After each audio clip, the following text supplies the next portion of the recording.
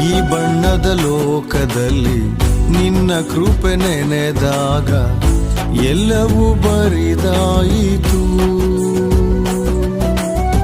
ಪ್ರತಿ ಹೆಜ್ಜೆ ಹೆಜ್ಜೆಗೂ ನಿನ್ನ ಕೃಪೆ ನನಗೆ ಹೊಸ ಜೀವ ಪ್ರಸಾದಿಸಿತು.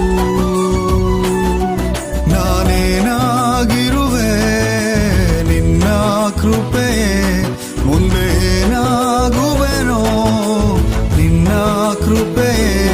ನಾನೇನಾಗಿರುವೆ ಅದು ನಿನ್ನ ಕೃಪೆಯೇ, ಮುಂದೆ ಏನಾಗುವೆನೋ ಅದು ನಿನ್ನ ಕೃಪೆಯೇ.